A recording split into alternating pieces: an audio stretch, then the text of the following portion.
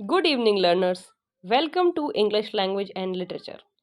हमारे previous year questions की जो सीरीज़ चल रही है उसमें ये दूसरा वीडियो है। कल हम लोगों ने सॉल्व किया था यूपी टीजीटी का पेपर जो 2021 में हुआ था। अब हम लोग सॉल्व करने जा रहे हैं पीजीटी का पेपर जो कि 2021 में ऑर्गेनाइज हुआ था। चलिए शुरुआत कर लेते हैं। अगर आप लोग चैनल पर नए हैं तो please do like it and subscribe to the channel.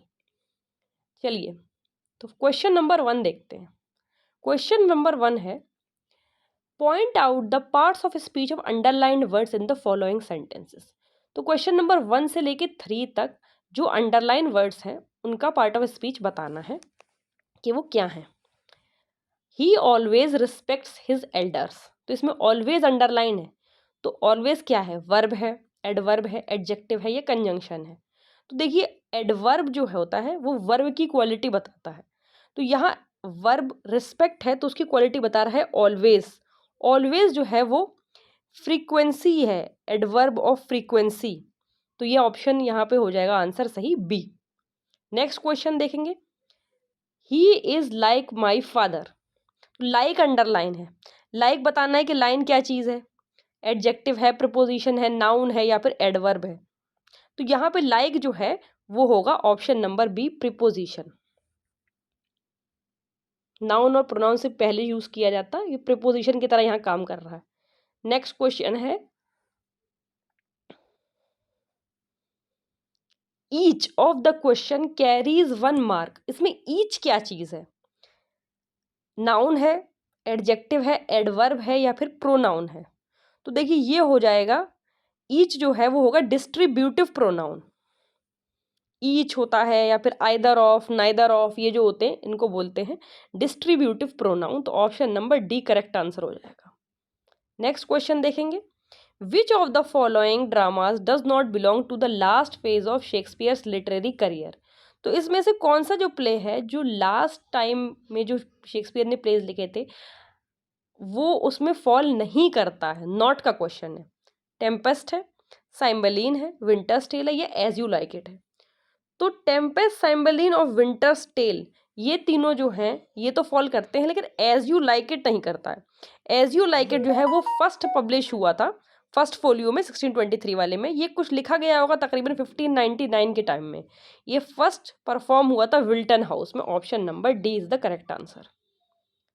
अब क्वेश्चन नंबर 5 देखेंगे, in which novel of Dickens do the characters Gradgrind, Bounder and Sissy Jupe appear. देखिए चार्ल्स डिकेंस जो हैं विक्टोरियन नॉवलिस्ट, ये एग्जामिनर्स के बड़े फेवरेट हैं। अगर आप लोग यूजीसी नेट का पेपर देते होंगे तो उसमें भी बार बार रिपीट होते हैं इनके क्वेश्चन, और पीजीटी का देख रहे हैं हम क्वेश्चन पेपर तो उसमें भी। तो इनके जो नॉवेल्स हैं उसमें कौन से करेक्टर किस नॉवेल को बिलोंग करते हैं ये पता होना चाहिए, और बेसिक आइडिया होना चाहिए नॉवेल का कि है किस चीज़ के बारे में। तो ये पूछा है कि करेक्टर्स जो ग्रैंड ग्रैंड है, ग्रैंड ग्रैंड बाउंडर और सिसी जूप, ये कौन से नॉवेल के करेक्टर्स हैं? ऑप्शन दे रखे हैं, Little Dorrit, Great Expectations, Hard Times, और ऑप्शन नंबर डी है आवर म्यूचुअल फ्रेंड। तो देखिए ये जो करेक्टर्स हैं ये हार्ड टाइम्स के हैं। ये चार्ल्स डिकेंस का 10th नॉवेल था। ये फर्स्ट पब्लिश हुआ था 1854 में। इंग्लिश सोसाइटी को सटराइज करने के लिए, वहाँ की सोशल और इकोनॉमिक कंडीशंस को पोर्ट्रे करने के लिए उन्होंने ये नॉवल लिखा है, हार्ड टाइम्स। नेक्स्ट क्वेश्चन देखेंगे, one of the 4 children born at the same time to the same mother is called. अच्छा ये देखो आपको इसका वन टर्म बताना है कि 4 बच्चे एक ही टाइम पे एक मदर से बॉर्न होते हैं तो उसको बोलते क्या है? क्वाफ बोलते हैं, क्वाड्रपल बोलते हैं, क्वाड्रपलेट बोलते हैं, क्वाड्रिलियन बोलते हैं। तो इसको बोलते हैं क्वाड्रुपलेट। ऑप्शन नंबर सी। ये तो लर्न करने वाली चीज़ है, जितना ज़्यादा आप इसको प्रैक्टिस करते चले जाएंगे इस तरीके के स्टेटमेंट्स को कि इसको क्या बोलते हैं, इसको क्या बोलते हैं, तो आपको याद हो जाएगा। नेक्स्ट क्वेश्चन देखेंगे, Arabella Donn is a character in. तो ये जो करेक्टर है ये किस नॉवेल का है? Return of the Native, The Well Beloved, Jude the Obscure, The Trumpet Major. तो एराबेला डॉन जो है वो करेक्टर है ज्यूड द ऑब्सक्योर, जो थॉमस हार्डी का नॉवेल है। नेक्स्ट क्वेश्चन देखेंगे, which of the following works is written by Robert Frost. American हैं ये Robert Frost. Two Tramps in Mud Time, The death of the Hired Man, The Hill Wife, Green Hills of Africa. तो इसमें question पूछा गया है, यहाँ पे कुछ मिस्टेक हो गई है, इस क्वेश्चन में होना चाहिए which of the following works is not written by Robert Frost. तो ये जो है ग्रीन हिल्स ऑफ अफ्रीका, ये रॉबर्ट फ्रॉस्ट का वर्क नहीं है, बाकी सारे इनके ही वर्क हैं। ये वर्क जो है ये अर्नेस्ट हेमिंगवे का है, ग्रीन हिल्स ऑफ अफ्रीका, यहाँ नॉट होना चाहिए।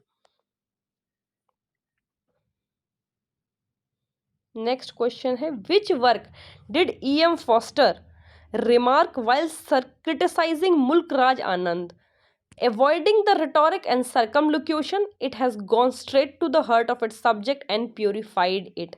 कौन से नॉवल को E.M. फॉस्टर ने ये वर्ड यूज किए थे? Two Leaves and a Bird, Sword and the Sickle, Coolie, या फिर अनटचेबल। तो ये चारों वर्क हैं मुल्कराज आनंद के। मुल्कराज आनंद इंडियन नॉवलिस्ट है। तो ये जो वर्क जिसके बारे में उन्होंने ये बात बोली थी E.M. फॉस्टर ने, वो है द अनटचेबल, पब्लिश्ड इन 1935। बखा का करेक्टर है इसमें, जो कि अनटचेबल होता है, उसकी स्टोरी है पूरी।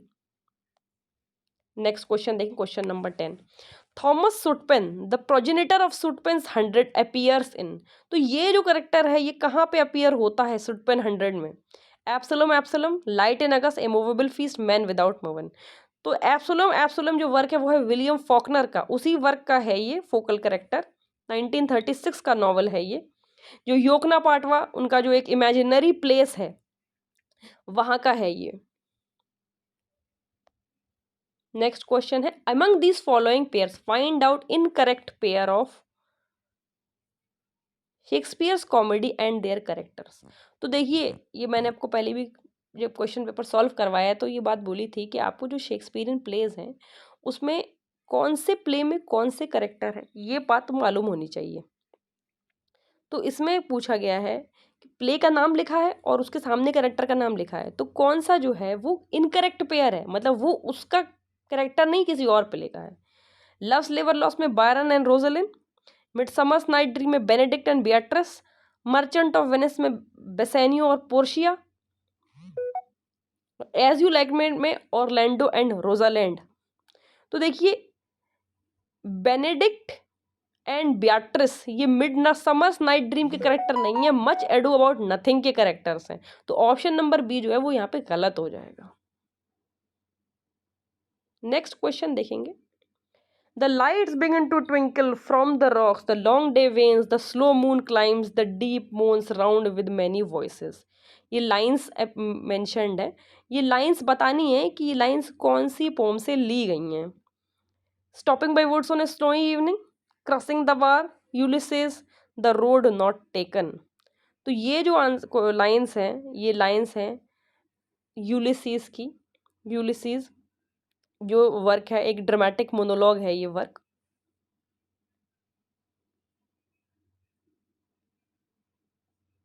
नेक्स्ट क्वेश्चन देखेंगे, question number 13। Memoranda during the war is written bye.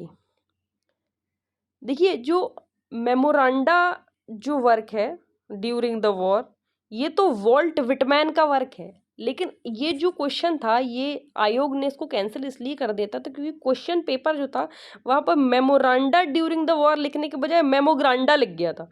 तो उन्होंने इसलिए इसको ड्रॉप कर दिया था कि शायद बच्चे गलत समझ गए होंगे, लिखा कुछ है कुछ और।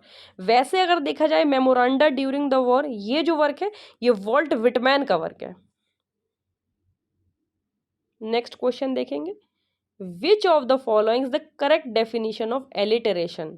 तो एलिटरेशन की कौन सी डेफिनेशन जो है मोस्ट अप्रोप्रिएट है?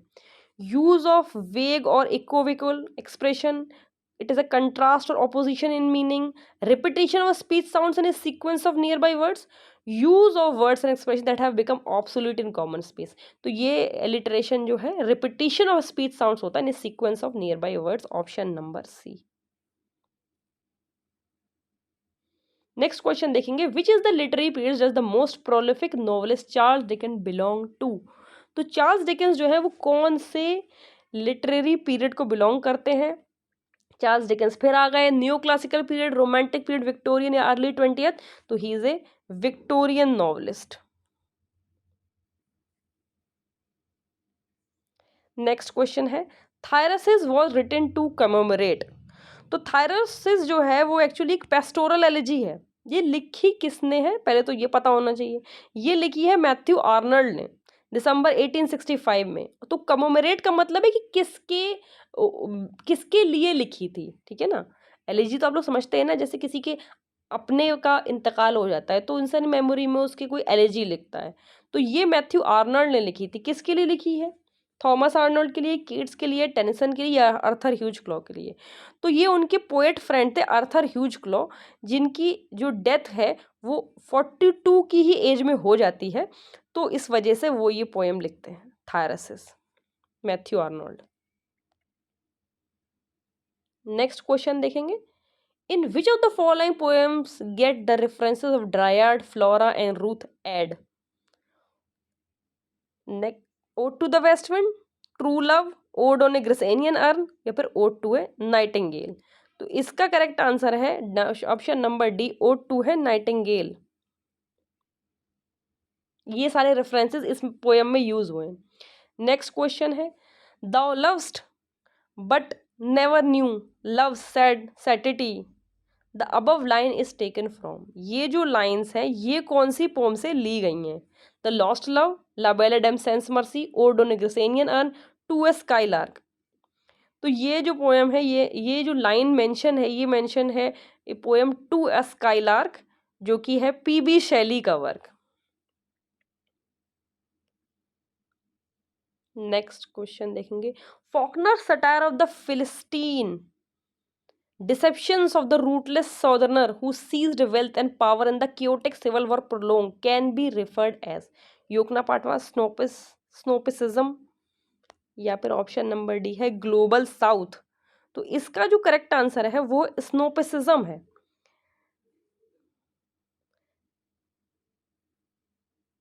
नेक्स्ट क्वेश्चन देखेंगे, I had seen birth and death, but had thought they were different. Their birth was hard and bitter agony for us, like death, our death. The above mentioned lines are taken from. तो ये जो lines हैं ये कौन सी pome से ली गई हैं? इसके ऑप्शंस हैं the hollow man, journey of the Magi, the wasteland या फिर ऑप्शन नंबर ए था लसदाल of song of J Alfred Prufrock. देखिए ये चारों जो वर्क है ये चारों टीएस एलियट के वर्क हैं, थॉमस टर्न्स एलियट। और ये जो लाइंस है ये इनकी लाइंस जो है ली गई हैं जर्नी ऑफ द मैगी, जो पोएम है 43 लाइंस पोएम है, 1927 का वर्क है टीएस एलियट का। नेक्स्ट क्वेश्चन देखेंगे, what is the course of the life of mortal man of the earth? Nothing and then they die, perish and no one ask, the above cited lines appear in. अच्छा, ये जो lines mentioned है ये lines बतानी है कि कौन सी पोम से ली गई हैं। Crossing the Bar, Ode to a Nightingale, Rugby Chapel या फिर मेंडिंग वॉल? तो रग्बी चैपल जो मैथ्यू आर्नल्ड का वर्क है उसकी है ये लाइंस। रग्बी चैपल जो है ये भी एक एलेजी है जो उन्होंने अपने फादर थॉमस आर्नल्ड के लिए लिखी थी, उनको कमोमरेट करने के लिए। अब देखिए ये जो है ये रीडिंग कॉम्प्रिहेंशन यहाँ पे आता है। यहाँ पे पैसेज मेंशन्ड है, उस पैसेज से रिलेटेड क्वेश्चंस जो है वो यहाँ पे पूछे गए हैं। To many people, Switzerland is the country of the Alps, though not all of its mountains. Northern Switzerland, like neighboring regions of eastern France and southwest Germany, is a land of hills and woods, but also of cities and industries. Basel is world famous for pharmaceuticals, and Zurich and its suburbs for electrical engineering and machinery. It is non-alpine. Switzerland produces the cheese, the chocolates, the clocks, and the watches for which the country is renowned. The Alps occupy the southern half of the country. They form two main east-west chains divided by the straight line of the upper valleys of the Rhone and Rhine. The northern chain, wholly in Switzerland, contain Eger and Jungfrau peaks. The Alps also influences Swiss lives through their impact on its climate. They divide the Mediterranean world from the Central Europe. There are many regional variations in climate, but generally the mountain and air is clear and clean, a factor that has resulted in Switzerland attracting the ailing from all over the world to its hospital and clinics. तो ये तो इसका passage दिया हुआ है। अब इससे passage related question पहला पूछा गया है, Switzerland's climate which attracts the ailing from all the world can be described as? Salacious है, सेलुब्रिशियस है, फिलिस्टिशियस है या फिर बॉइस्ट्रियस है? तो इसका करेक्ट आंसर हो जाएगा option number B, salubrious. Next question है replace the word impact in the passage without change the meaning sentence using the following. Impact का सिमिलर मीनिंग बताना है, चेंज है, एलिटरेशन है, ऑल्ट्रेशन है, इन्फ्लुएंस है या फिर इवोल्यूशन है। तो इम्पैक्ट का हो जाएगा इन्फ्लुएंस, सिमिलर मीनिंग हो जाएगा। 24 देखेंगे on to the passage which region has a major share of mountains to the exclusion of other land forms. Southern Switzerland, eastern France, south west Germany या फिर नॉर्दर्न स्विट्जरलैंड। तो इसका correct answer हो जाएगा option number D, northern Switzerland. ये जो PDF है ये मैं टेलीग्राम चैनल पे सेंड कर दूंगी, तो आप लोग वहां से इसको डाउनलोड कर लीजिएगा, ये पैसेज खुद से पढ़िएगा और फिर क्वेश्चंस को सॉल्व करने की कोशिश करिएगा, इजीली आप समझ जाएंगे। नेक्स्ट क्वेश्चन देखेंगे, question number 25। In the first sentence of the word it in the phrase not all of its mountainous refers to. Option number A है माउंटेन्स, नेबरिंग कंट्रीज, स्विट्जरलैंड या फिर एल्प्स। तो ये है स्विट्जरलैंड के बारे में। नेक्स्ट है चीज, चॉकलेट, स्क्रॉट्स एक्सेट्रा आर प्रोड्यूस्ड। कहाँ प्रोड्यूस होते हैं? All over Switzerland, only in 2 cities in Switzerland, in the mountain region of Switzerland, in the non mountain region of Switzerland. तो ये है non mountainous region of Switzerland, option number D. अच्छा, अब next question देखेंगे, which form of comedy deals with the relations and intrigues of gentleman and ladies living in a polished society. तो ये कौन सी comedy होती है जो polished society, high class society के जेंटलमैन लेडीज के रिलेशंस के ऊपर क्रिएट की जाती है? Romantic comedy, comedy of humours, comedy of manners या फिर सटायरिक कॉमेडी। तो ये होता है कॉमेडी ऑफ मैनर्स। ये यूजुअली रिस्टोरेशन पीरियड के टाइमलाइन में आप देख सकते हैं, ऑप्शन नंबर सी। जैसे इसका एग्जाम्पल है रेस्टोरेशन कॉमेडी का, एक कॉमेडी ऑफ मैनर्स का the way of the world. Next question देखेंगे, question number 28, which of the following works does not belong to romantic poetry. तो इसमें ये बताना है कि कौन सा इन चारों में से वर्क है जो रोमांटिक पोएट्री को बिलोंग नहीं करता है। ऑप्शन ए है Hyperion, option B Lyrical Ballads, option C है क्रिस्टाबेल, ऑप्शन डी है द वेस्टलैंड। तो वेस्टलैंड जो है वो नहीं बिलोंग करता है रोमांटिक पोएट्री को, ये मॉडर्न पोएट्री का वर्क है 1922 का, थॉमस टर्न्स एलियट का।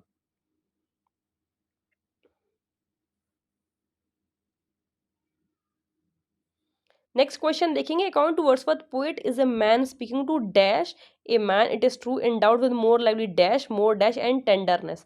तो ये जो 3 ब्लैंक्स है इनको भरना है। तो इसमें कौन कौन से ऑप्शन दे रखे हैं? Nature, imagination, truthfulness, man sensibility, enthusiasm, society capacity, softness, state responsibility and efficiency.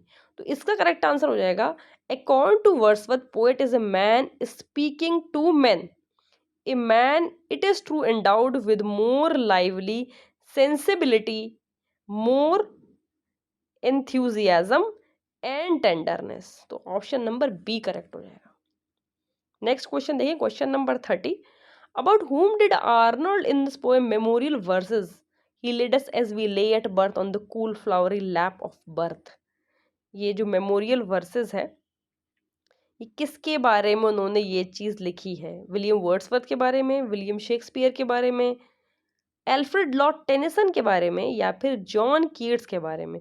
तो ये जो लाइन है ये उन्होंने लिखी है विलियम वर्ड्सवर्थ के बारे में, ऑप्शन नंबर ए।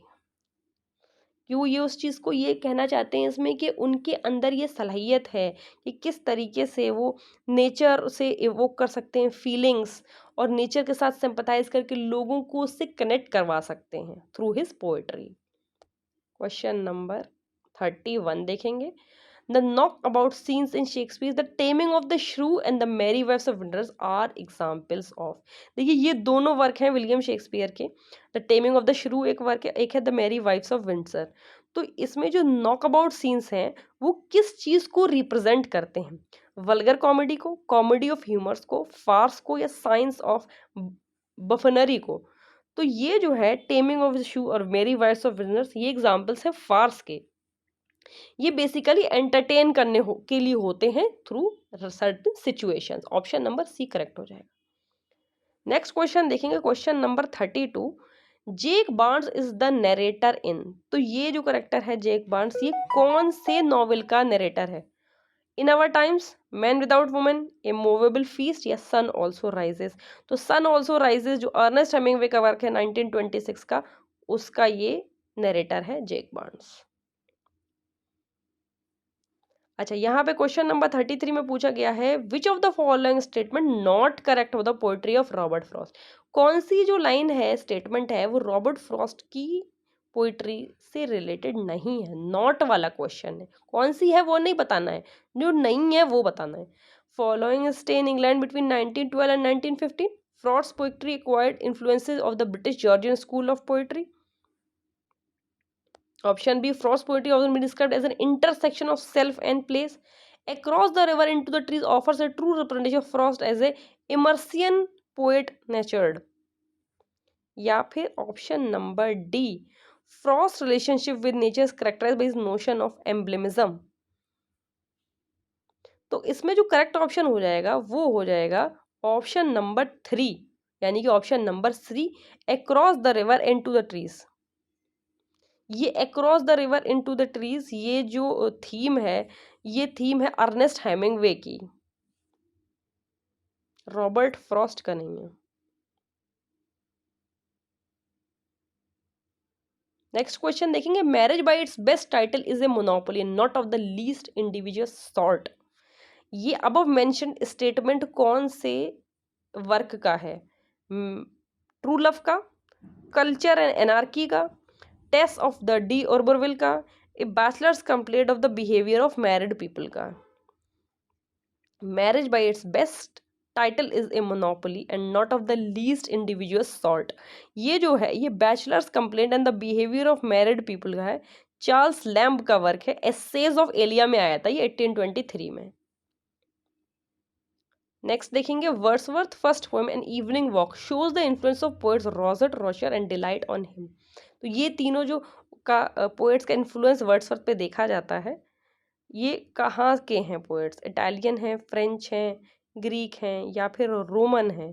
तो इसका करेक्ट आंसर हो जाएगा फ्रेंच, ये लोग फ्रेंच पोएट्स हैं, option number B. Next question देखेंगे, which poem tense start with the heroic line courage he said and pointed towards the land? Morte d'Arthur, Ulysses, break break break, the lotus eaters.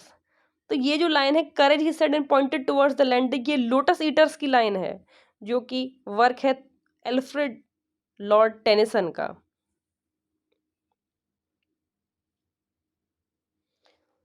Next question देखेंगे, which of the following is not held to be one of the 4 primary fluids determine a person's physical condition and type of character? Comedy of humour से related है, ये जो चारों में से कौन सा नहीं है ये बताना है। ब्लड है, सैंग्विस है, कोलर है, या मेलंकरी है? तो सैंग्विस जो है वो प्राइमरी फ्लूइड में नहीं आता है, फ्लेगम आता है।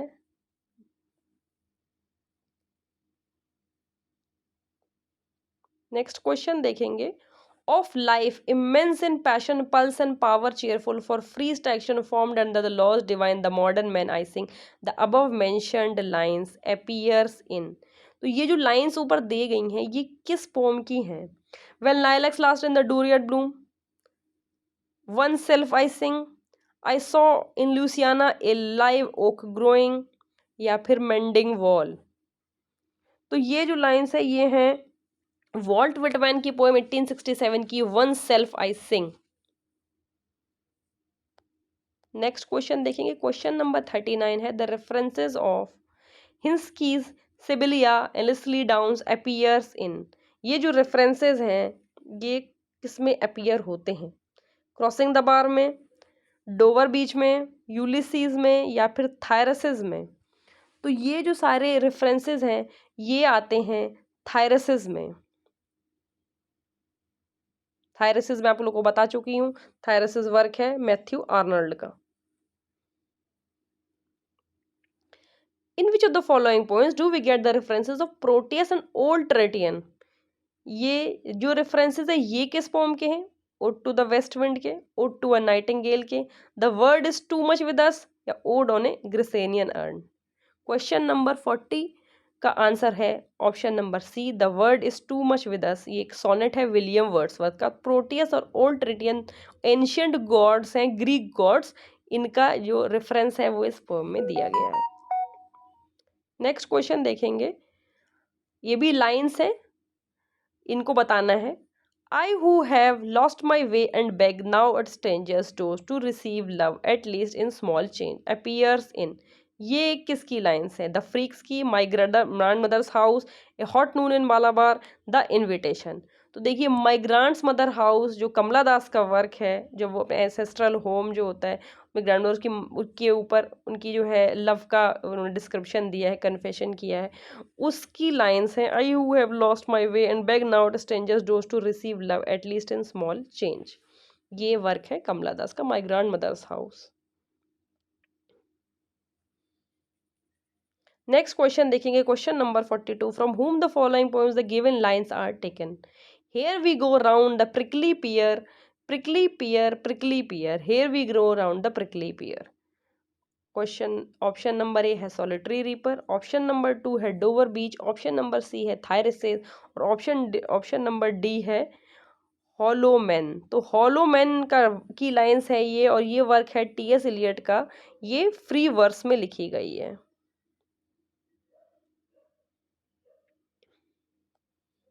अच्छा, नेक्स्ट क्वेश्चन जो है उसमें दिया हुआ है, narration sentence has been change in the following question, choose the correct option from the choices given below. तो will you stop talking, he said. He asked them why didn't they stop talking. He told them to stop talking. He asked them not to talk. He advised them not to talk.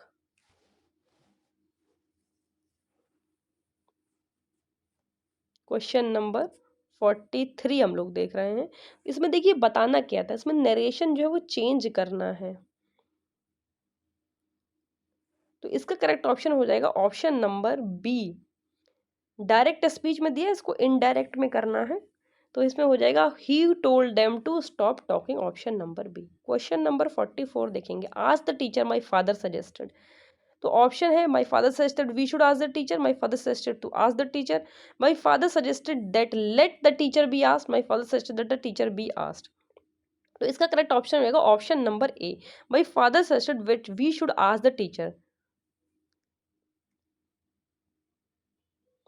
Next question देखेंगे, he said you need not wait. तो इसके option है, he told that you should not wait, he advise me not to wait, he told that I should not wait, he said that I need not wait. इसका correct option हो जाएगा option number D, he said that I need not wait.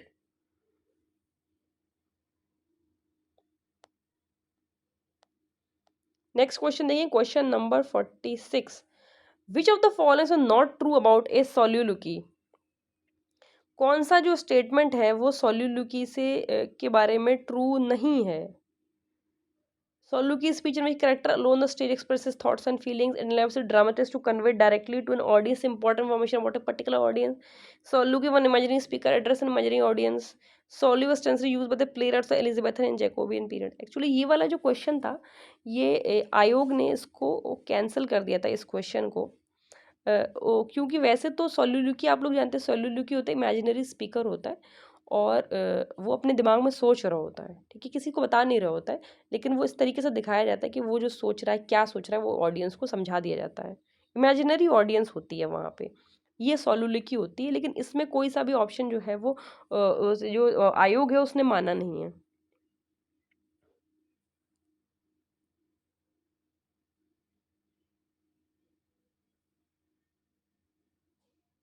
Question number 47 देखेंगे, Shakespeare sonnet have the following features, find out correct statement. Shakespeare has written 54 sonnets from 1 to 126 are addressed to Duck Teddy. He dedicated some sonnets to patron Earl of Southampton. The rhyme scheme sonnets are generally A B A B C D C D E F E F G G.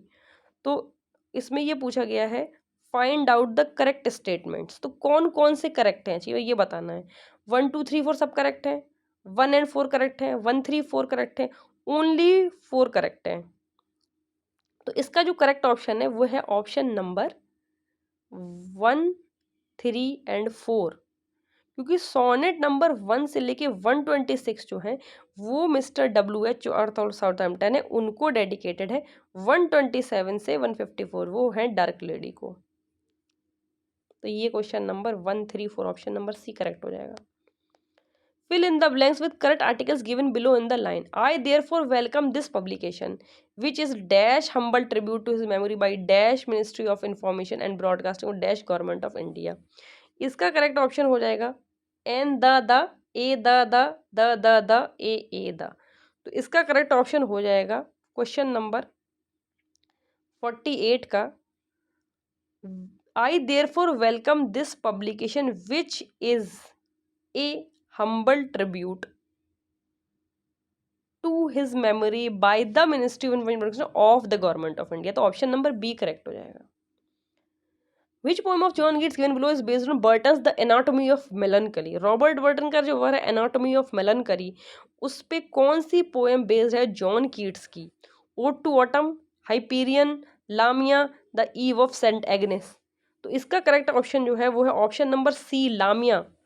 ये जो work है John Keats का वो Robert Burton के work the anatomy of मेलनकली से के source से use हुआ है। नेक्स्ट क्वेश्चन देखेंगे, which kind of plays were dramatize allegories of the life of man, his temptation and sinning and his quest for salvation. तो कौन से वो प्लेज होते थे? मॉरलिटी प्लेज होते थे, थीसिस प्ले होते थे, मिरेकल प्लेज होते थे, या फिर इंटरल्यूड्स होते थे? Allegories of the life of a man तो वो हो जाएंगे morality plays, option number A. Next question है चार्ल्स डिकन लिटिल डॉरेट। देखिए फिर चार्ल्स डिकन्स रिपीट हो गए यहाँ पे। चार्ल्स डिकन का जो वर्क है Little Dorrit, it is an attack upon, तो ये किस चीज़ को सटराइज करने के लिए वर्क उन्होंने लिखा था, किस चीज़ को अटैक किया था? Economic education in universities, social practice and their effects, school system, Marshalsea the debtors with the system that is sponsor for its existence. देखिए लिटिल डॉरेट जो चार्ल्स डिकन्स का वर्क है सीरियलाइज्ड हुआ था 1855 से 1857 तक। इसमें एमी डॉरेट है, यंगेस्ट चाइल्ड है, इसकी स्टोरी है। इसमें बेसिकली जो वो किया गया, अटैक किया गया, वो Marshalsea the debtors prison and the system responsible for its existence. ये ऑप्शन नंबर इसका डी करेक्ट हो जाएगा। लीगल सिस्टम जो इंग्लिश कंट्रीज का, इंग्लैंड का, इंग्लिश कंट्री का था, उसके ऊपर एक तरीके का ये अटैक है। Which of the following novels do Joe Christmas attempts to recover the origins of his mulatto identity? Absalom, Light in August, The Sound and the Fury, Go Down Moses। तो इसका जो करेक्ट आंसर हो जाएगा वो है light in August. ये work है William Faulkner का। नेक्स्ट क्वेश्चन है poems on various subjects is written by Robert Frost, Matthew Arnold, Charles Lamb, या फिर कमला दास। तो वेरियस सब्जेक्ट्स पर किसने जो है पोम्स लिखी हैं? तो ये इसका करेक्ट ऑप्शन हो जाएगा चार्ल्स लैम्ब, ऑप्शन नंबर सी।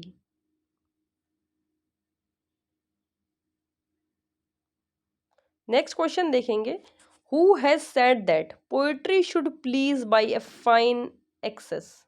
ये लाइन जो है वो किसने बोली है?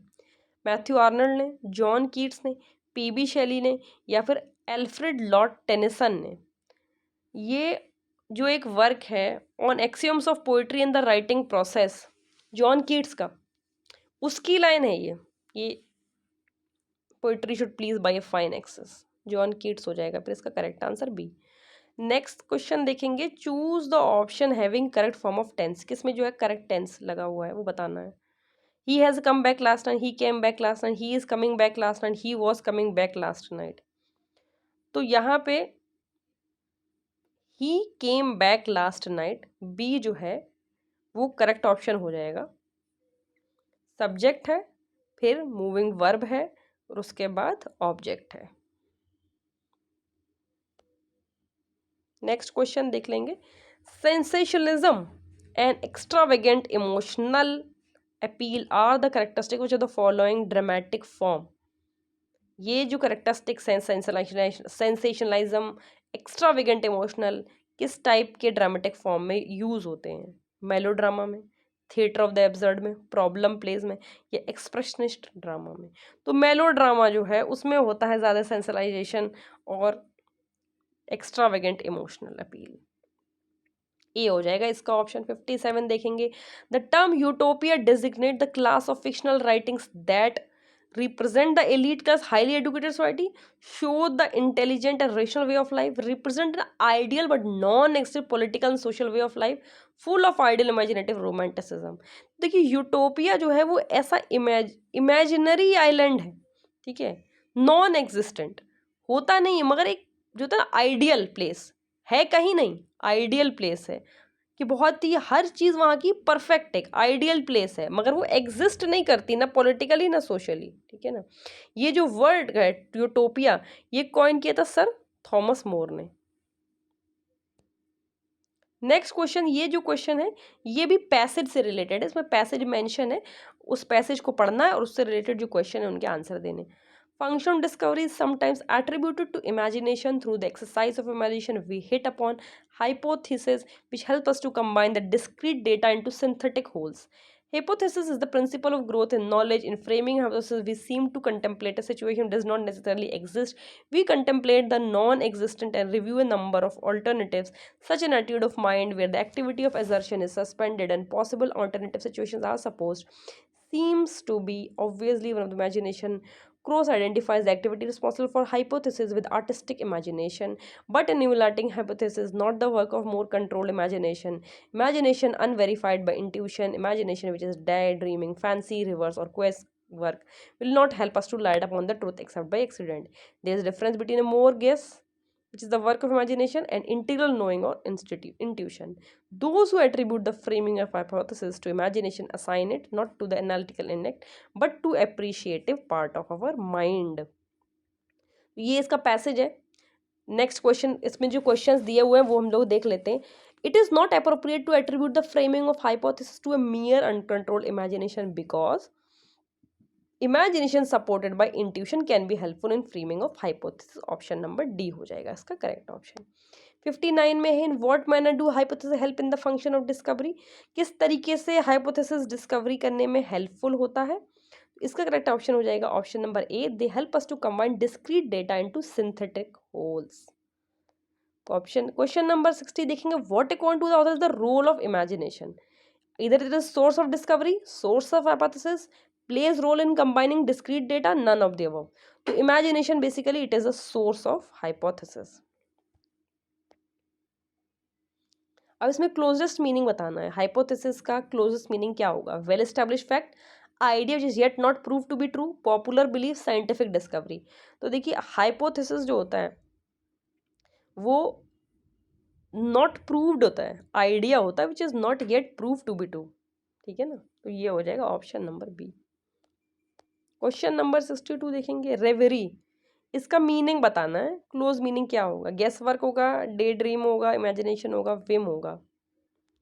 तो गेस वर्क तो है नहीं, वो तो अनुमान होता है। इमेजिनेशन में फैंटेसी हो गया। विम का मतलब होता है पिगमेंट। तो यहाँ पे करेक्ट आंसर जो हो जाएगा इसका हो जाएगा डे ड्रीम, बी। डिस्क्रीट का मीनिंग बताना है। डिस्क्रीट क्या होता है? Careful in speech, individually separate, extremely vital या इंडिस्पेंसेबल। तो इसका हो जाएगा डिस्क्रीट का meaning individually separate, discrete. Intuition का मीनिंग बताना है। State of applying wisdom, ability know through strong feelings, ability to do something skilfully, common sense. वो बोलते हैं ना मुझे इंट्यूशन आ रहा है, मतलब स्ट्रॉन्ग फीलिंग्स आ रही किसी चीज़ की, ability know through strong feelings, तो बी हो जाएगा। और क्या है? और एक और भी दिया हुआ है, वो है इंटीग्रल। इंटीग्रल का मीनिंग बताना है, having all the essential parts, important, that which can not be dispensed with, that which can not be ignored. इसका करेक्ट आंसर हो जाएगा option A, all the essential parts is connect, meaning of integral, option number ए। अच्छा, इसमें appropriate title पूछा है, जो आप passage पढ़ेंगे तो क्या अप्रोप्रिएट टाइटल होना चाहिए इस पैसेज का? Artistic imagination, growth of knowledge, intuition and discovery, या फिर रोल ऑफ फैंसी। तो सबसे ज़्यादा अप्रोप्रिएट अगर देखा जाए हिसाब से तो इंट्यूशन एंड डिस्कवरी होगा। नेक्स्ट है complete sentence below after careful reading of the passage. ये पैसेज को पढ़ने के बाद इसमें आपको बताना है क्या होगा।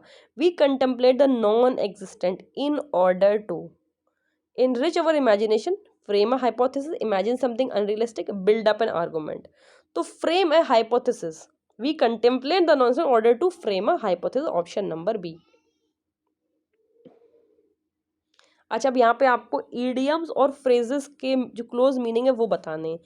पुल स्ट्रिंग्स, क्वेश्चन नंबर 68 जो है उसमें पुल स्ट्रिंग्स का बताना है क्या होगा meaning. Use one's influence to get something done, abort one's plans, repayment for poor performance, discourage। तो पुल स्ट्रिंग्स का मतलब होता है असर डालना, मतलब one's influence to get something done, option number A. Drop in का बताना है, विदड्रॉ है, डिसअपियर है, पे शॉर्ट अनाउंस्ड विजिट है, या फिर एंट्री इनटू एन एग्रीमेंट है। क्वेश्चन नंबर 69, ड्रॉप इन का मतलब है ऑप्शन नंबर सी हो जाएगा, पे शॉर्ट अनअनाउंस्ड विजिट।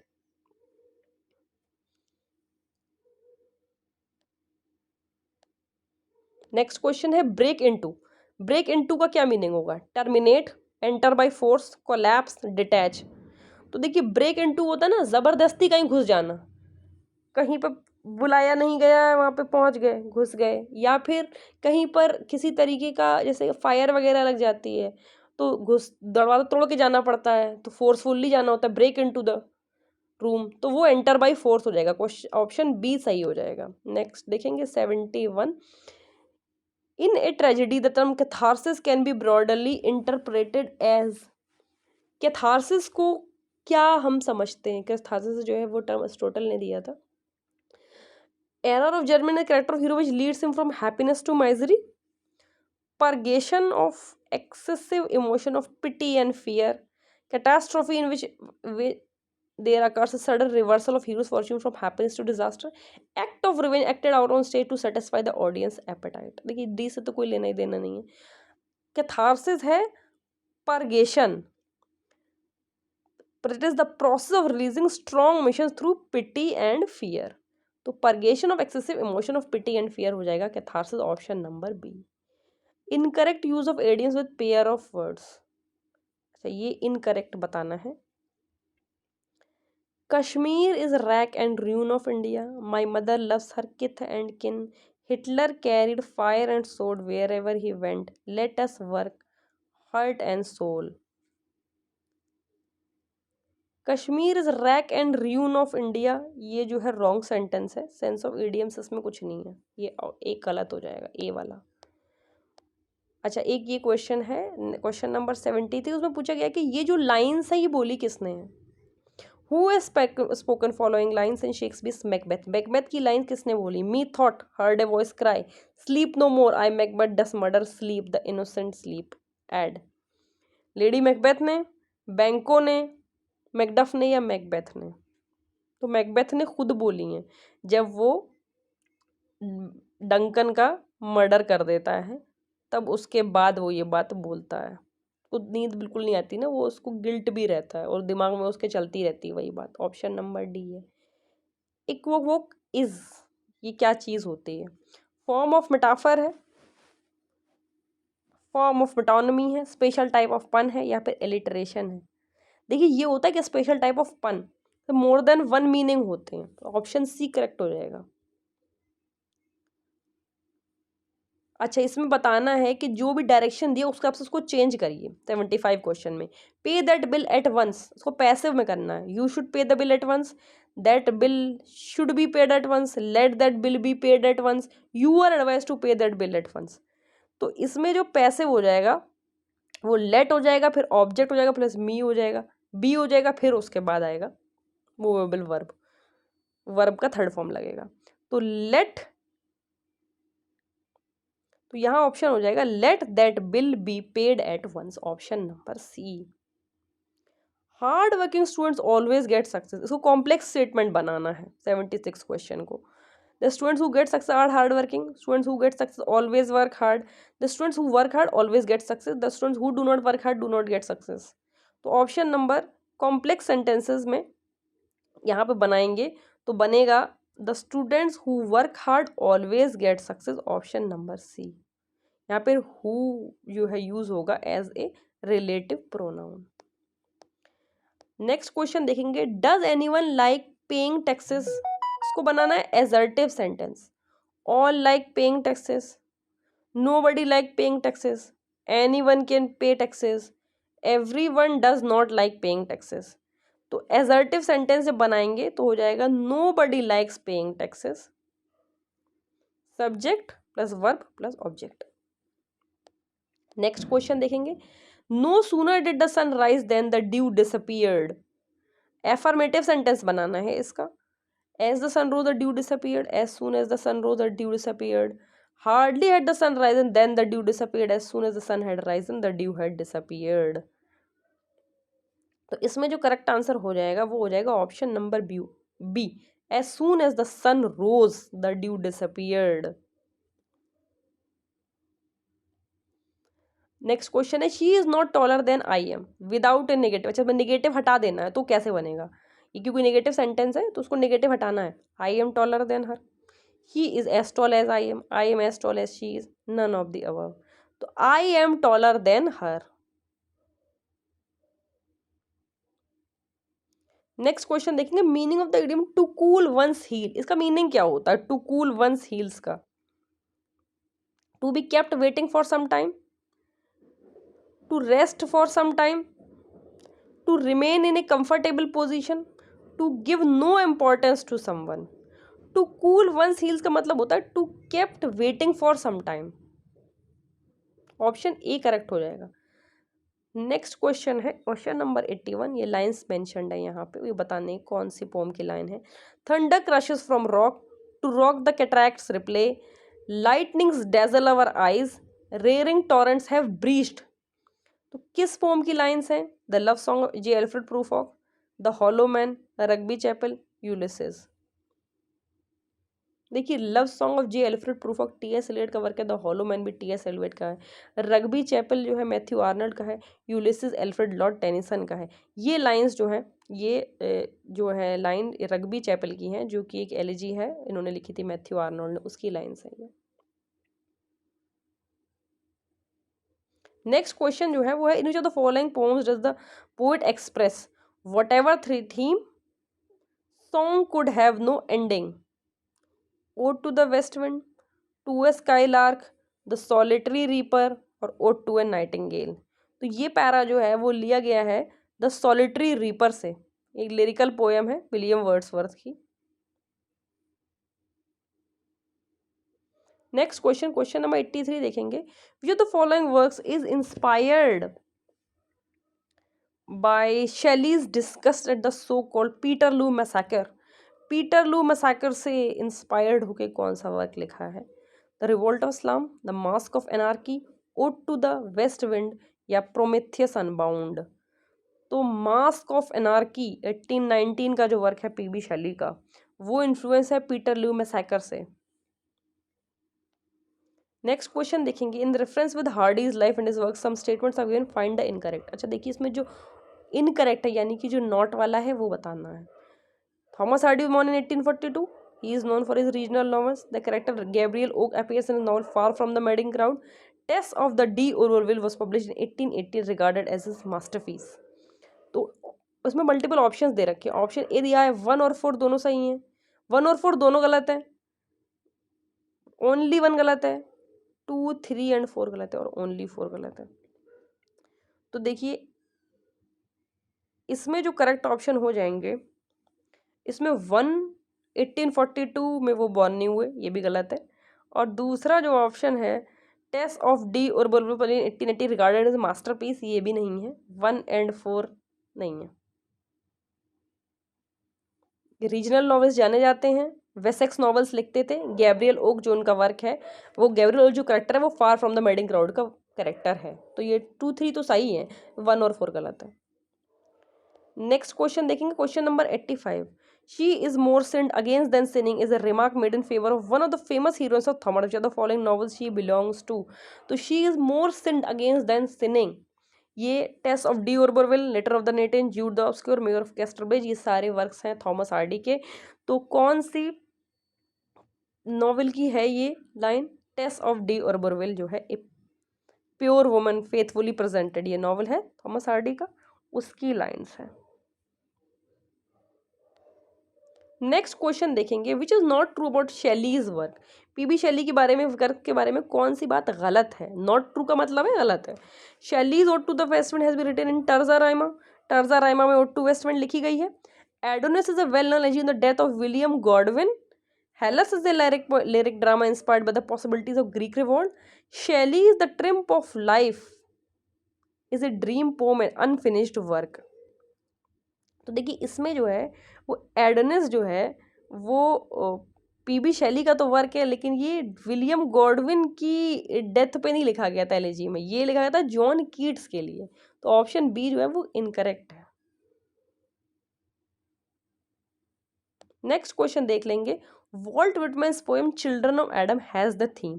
जो वॉल्ट विटमैन का वर्क है चिल्ड्रन ऑफ एडम, इसका थीम क्या है? Love as an animal passion, democracy, mystery of life या नेचुरल ब्यूटी। तो चिल्ड्रन ऑफ एडम जो है ये जो वॉल्ट विटमैन का वर्क है, it is a group of 15 poems, 1860 version, leaves of grass में। ये बेसिकली है, इसका जो थीम है वो है love as an animal passion, option number A. Next question देखेंगे, तो following not written by Robert Frost. इन चारों वर्क में से रॉबर्ट फ्रॉस्ट ने कौन सा नहीं लिखा है? A movable feast, home burial, stopping by the words on a snowy evening, a boy's will. देखिए ए मूवेबल फीस्ट जो है ना, ये इनका वर्क नहीं, अर्नेस्ट हेमिंगवे अमेरिकन ऑथर जो, उनका वर्क है ये। और home burial, stopping by woods on a snowy evening, boys will, ये तीनों इनके वर्क है रॉबर्ट फ्रॉस्ट के। नेक्स्ट क्वेश्चन देख लेंगे, Gabriel Oak is a character in. देखिए अभी आपने देखा भी था कि गैब्रियल ओक जो है वो एक थॉमस हार्डी के नॉवल का कैरेक्टर है, तो वो कौन से नॉवल का है? Pair of blue eyes, return of the native, life's little ironies, far from the madding ground. तो far from the madding ground दो थॉमस हार्डी का 4th नॉवल है, उसका कैरेक्टर है गैब्रियल ओक। नेक्स्ट क्वेश्चन देखेंगे, with the following works the product of the later phase of Wordsworth career. तो William Wordsworth के career में लेटर जो लास्ट का जो टाइम पीरियड है उसका कौन सा वर्क है? द बॉर्डरर्स है, डिस्क्रिप्टिव स्केचेस है, इवनिंग वॉक है या थॉर्न है। तो लेटर फेज का देखा जाए तो बॉर्डरर्स है ये जो वर्क है, ये ट्रेजेडी एक्ट है 5 एक्ट्स में।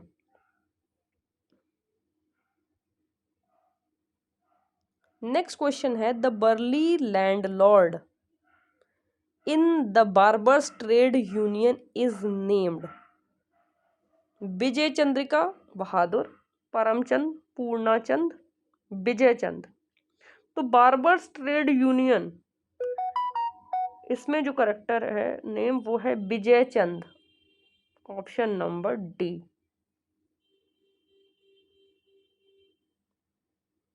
क्वेश्चन नंबर 92 देखेंगे, in which of the following poetic dramas the petty delusions and ambitions of humankind are watched over by choric forces who from the extended perspective undercut any assumption of heroic action?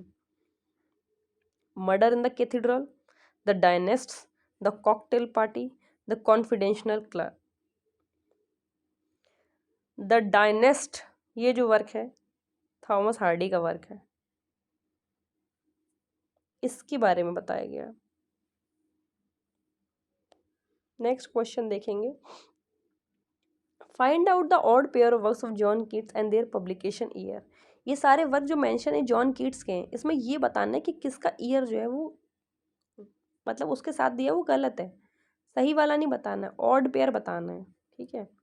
एंडिमियन का दिया 1818, pot of BECIL का 1820, eve of सेंटेगनस का 1820 और queen map का 1813।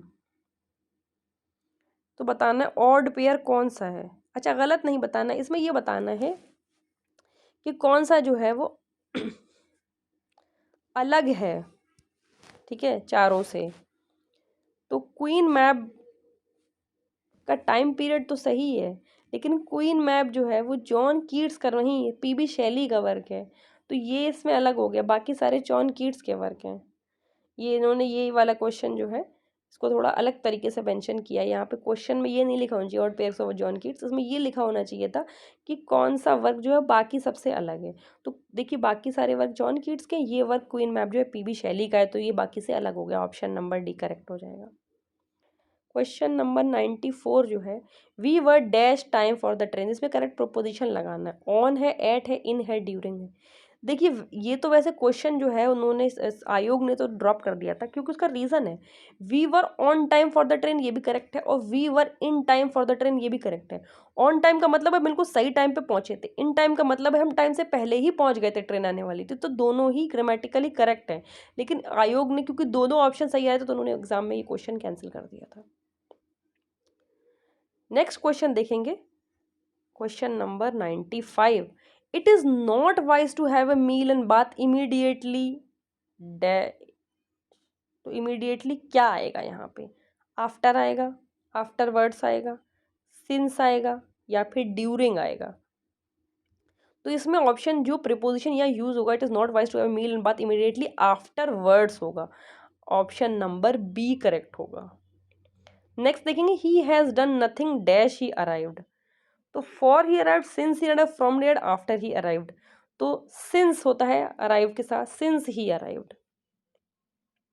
Next देखेंगे 97 question, he was ill dash a week and dash that week he ate nothing. तो इसमें दो जगह प्रपोजिशन भरने हैं, तो क्या होगा? For during, for in, from till, since for. तो देखिए he was ill for a week and during that week he ate nothing. Option number A जो है वो करेक्ट हो जाएगा। Next question 98, who among the following is defined tragedy as an imitation of action that is serious, complete of a certain magnitude? ये बहुत famous है, ये किसने बोला है? प्लेटो ने, अरिस्टोटल ने, होमर ने, या पर सर फिलिप सिडनी ने? तो ये जो ट्रेजेडी के बारे में कि it is an imitation action that is serious, complete of certain magnitude through pity and fear effecting the proper purgation of these emotions, ये बताया है अरिस्टोटल ने। Option number B. 99 क्वेश्चन है, PB Shelley has been labelled as an ineffectual angel beating in word his luminous wings in vain, who among the following made such remark? P B Shelley के बारे में ineffectual angel beating in word his luminous wings in when किसने बोला है? TS Elliot ने बोला है, Matthew Arnold ने कहा है, एफआर लीविस ने कहा है, या फिर आईए रिचर्ड्स ने कहा है? तो मैथ्यू आर्नल्ड का जो वर्क है एसेज इन क्रिटिसिज्म 1888 का, उसमें उन्होंने पीबी शैली को ये बात बोली थी कि he was an ineffectual angel beating in word is luminous wings in wave. Option number B correct हो जाएगा। क्वेश्चन नंबर देखेंगे अब हम लोग 100 क्वेश्चन है, there are some statement given below the reference with the term prosody, find out incorrect. फिर वही है, इसमें इनकरेक्ट बताना है, करेक्ट नहीं बताना, नॉट वाला बताना है। Systematic study of versification in poetry deals with principles and practice of metre, rhyme and stanza forms. It also studies figure of speech. Option D does not exclude study of speech, sound patterns and effects. तो इसमें multiple option नीचे दे रखे हैं कि 1 और 2 सही है, 2 and 3 सही है, 3 एंड 4 सही है, ओनली 4 सही है। तो यहाँ पे जो करेक्ट ऑप्शन हो जाएगा वो हो जाएगा C, third and fourth statement are incorrect about proceeding. It does not include study of speech, sounds, patterns and effects से कोई लेना देना नहीं, और it also studies figure of speech, ये भी कोई बात नहीं है। तो 3 और 4 जो है दोनों इनकरेक्ट हो जाएंगे। नेक्स्ट क्वेश्चन 101 में क्वेश्चन में पूछा गया है about the following which work has not been written by Charles Lamb. देखिए ये जो क्वेश्चन है ये भी आयोग ने ना इसको कोई और आंसर माना है। अगर देखा जाए तो उनका भी एक सोचने का तरीका अलग है, मैं आपको एक्सप्लेन कर दे रही हूँ। इसमें पूछा है कौन सा वर्क जो है वो चार्ल्स लैम्ब ने नहीं लिखा है? Essays of Elia, last essays of Elia, tales from Shakespeare, the great adventure of Ulysses. तो उन्होंने इस पे ऑप्शन दिया है डी के, the great adventure of Ulysses. उनका जो वर्क है उसका नाम है adventure of Ulysses, great adventure नहीं है उसका नाम। तो उन्होंने इसके हिसाब से इस आंसर को माना है। कुछ लोग का कहना है टेल्स फ्रॉम शेक्सपियर हो सकता है, क्योंकि टेल्स फ्रॉम शेक्सपियर जो है वो मैरी लैम्ब का वर्क है, साथ में है चार्ल्स लैम्ब के, लेकिन चार्ल्स लैम्ब भी तो हैं उसमें साथ में।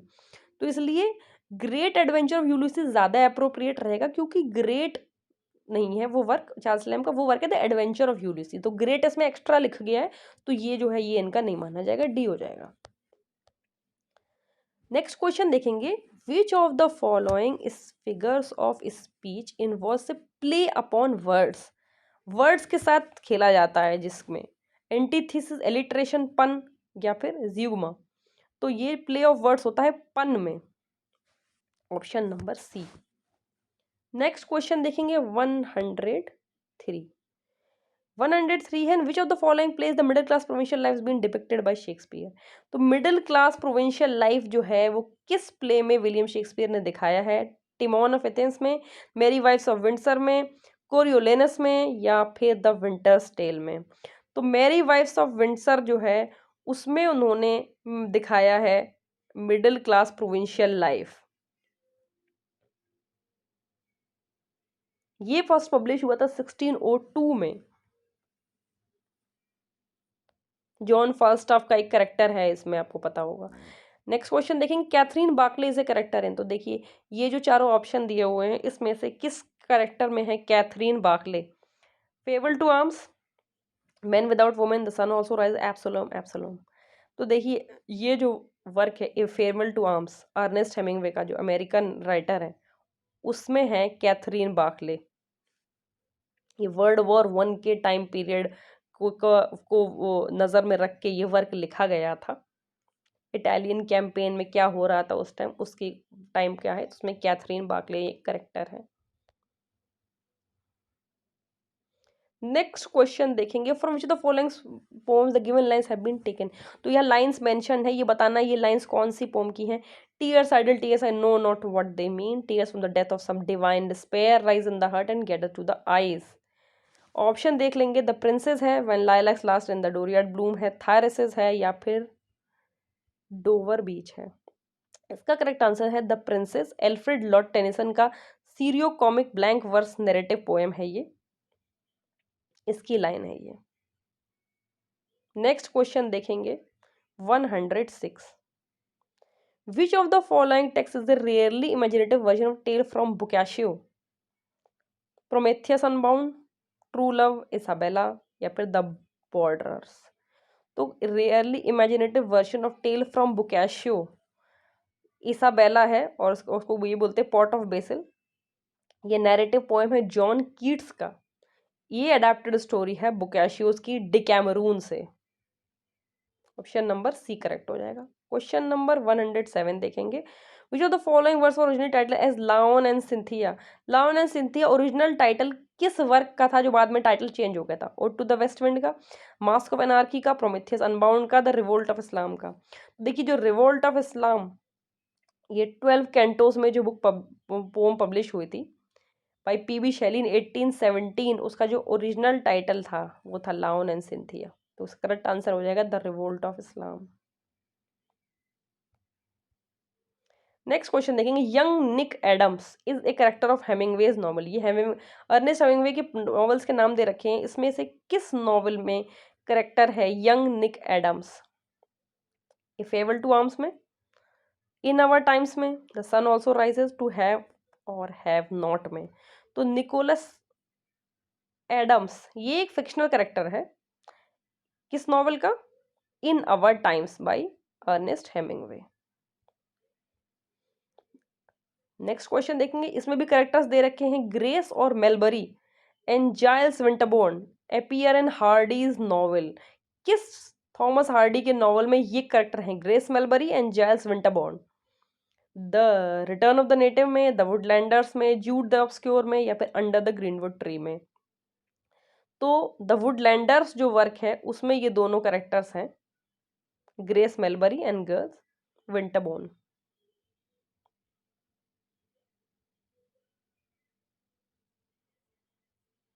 Question number 110, out of the four choice given the following question only one word is spelt correctly. तो करेक्ट स्पेलिंग बताना है, ठीक है ना।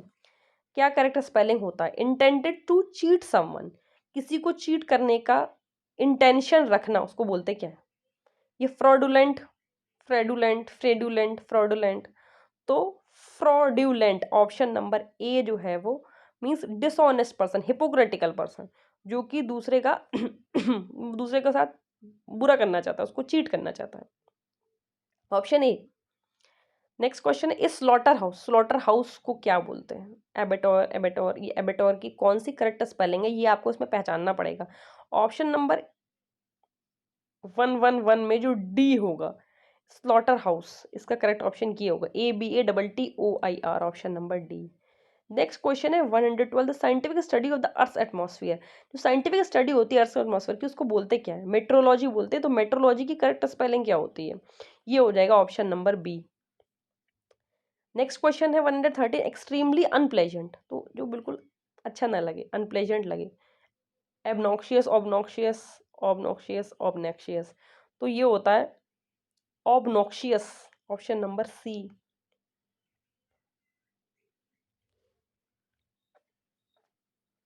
नेक्स्ट क्वेश्चन देखेंगे 114, which of the following is witness epic form of poetry at its peak.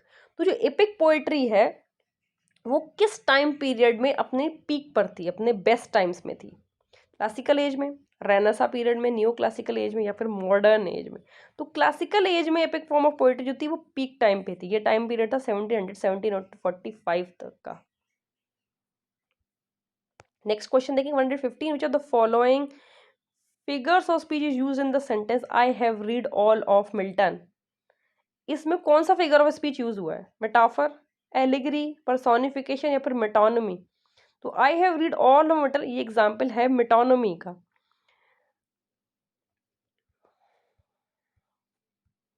Next question देखेंगे, Ram told Shyam please take your seat, I am very glad to see you, where had you been so long. तो ये narration इसमें change करना है, इस question में direct का indirect narration करना है। तो कुछ ऑप्शंस दे रखे हैं, Ram requested Shyam to take a seat, he told him that he was glad to see him, asked him where he had been so long. Ram told Shyam he to take a seat and was glad to see him, he asked him where he had been so long. Ram requested Shyam to take his seat, glad to see him and where he was so long, या फिर none of these? तो देखिए correct option इसमें option A है, Ram requested Shyam to take his seat, he told him that he was glad to see him and asked him where he had been so long, option number ए हो जाएगा। Next question है, who regarded Shakespeare's greatest play as books to be read rather than as plays to be acted? ये Shakespeare की greatest place को किसने कहा था? William Wordsworth ने कहा था, टी.एस. एलियट ने कहा था, मैथ्यू आर्लैंड, या फिर चार्ल्स लैम्ब ने? तो चार्ल्स लैम्ब जो इंग्लिश एसेइस्ट पोएट है, उन्होंने एसेज ऑफ एलिया में और जो उनका वर्क है टेल्स फ्रॉम शेक्सपियर, उसमें ये सब चीज़ें मेंशन करी हैं।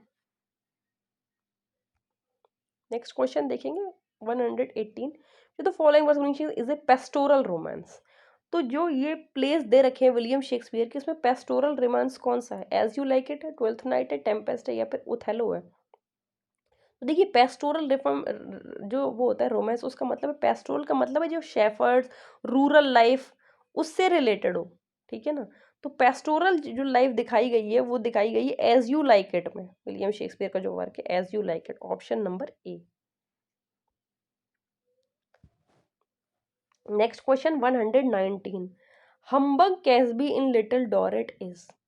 तो इसमें जो है ऑप्शन ये भी क्वेश्चन जो है वो आयोग ने कैंसिल कर दिया था, क्योंकि हम्बग कैसबी जो लिटिल डॉरेट का बेसिकली कैरेक्टर था, वो इन चारों ऑप्शंस के हिसाब से सही बैठ नहीं रहा है, ठीक है ना?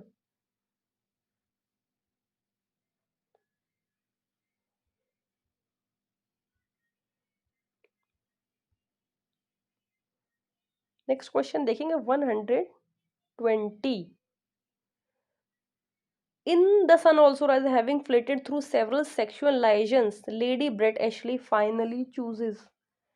तो ये जो क्वेश्चन है, सन ऑल्सो राइजेस जो वर्क है अर्नेस्ट हेमिंगवे का, इसमें वो लेडी एशली जो होती है वो फाइनली किसको चूज करती है? Romero young Spanish matador, Clemenceau Parisian chief, Nick Adams, या फिर लेफ्टिनेंट फ्रेडरिक हेनरी? तो ये उसमें देखा जाए तो जो फाइनली वो चूज करती है रोमेरियो यंग स्पेनिश मेटाडोर को, ऑप्शन नंबर ए होना चाहिए। लेकिन फिर भी ये इन्होंने जो आयोग है उसने ये आंसर माना नहीं है, क्यों नहीं माना ये मुझे नहीं पता, लेकिन ये होना चाहिए इसका a correct answer. Question number 121 देखेंगे, which of the following points are written the lines as given below, blow bugle blow, set the wild equals flying, blow bugle answer equals dying dyings dying? Keats की हैं, शैली की हैं, Alfred Lord Tennyson की हैं, या फिर Robert Frost की हैं? तो ये जो लाइंस हैं ये लिखी हैं एल्फ्रेड लॉर्ड टेनिसन ने। Option number C. अब देखेंगे next question, which of the following was not written by Charles Lamb. ये चार्ल्स लैम्ब का कौन सा इसमें से वर्क नहीं है? The old familiar faces, John Woodvil, an essay on the principles of human action, of English dramatic poets who lived about the time of Shakespeare. तो देखिए an essay on the principles of human action ना, ये William Hazlitt का work है। English essayist, dramatist, literary critic रहे William Hazlitt, उनका work है ये, चार्ल्स लैम्ब का नहीं है। नॉट ही पूछा था तो ऑप्शन सी करेक्ट हो जाएगा। Portrait of a lady is dramatic monologue written by. देखिए पोर्ट्रेट ऑफ अ लेडी जो है वो एक ड्रामेटिक मोनोलॉग है। ये ड्रामेटिक मोनोलॉग किसने लिखा है? पीबी शेली ने, अल्फ्रेड लॉर्ड टेनिसन ने, टीएस इलियट ने, नन ऑफ देम ने। तो देखिए ये लिखा है टीएस इलियट ने। ये उन दो पोएम्स में से है जो बॉस्टन पोएम्स कहलाती हैं टीएस इलियट की। पहली ये, दूसरी है the love song of J Alfred Prufrock. Upper class society को दिखाया गया है। नेक्स्ट क्वेश्चन देखिए, among the given player below is respect not of Faulkner's known which is correctly pair. Mosquitoes, satirical novel on New Orleans, Sound and the Fury, The Story of Decline in the Compson Family, The Hamlet, The Story of King Hamlet and His Son, A Fable Allegory about Man's Search for Peace। देखिए William Faulkner, Faulkner के novels में the Hamlet, the story of king Hamlet and his son, ये तो इसमें correct नहीं है।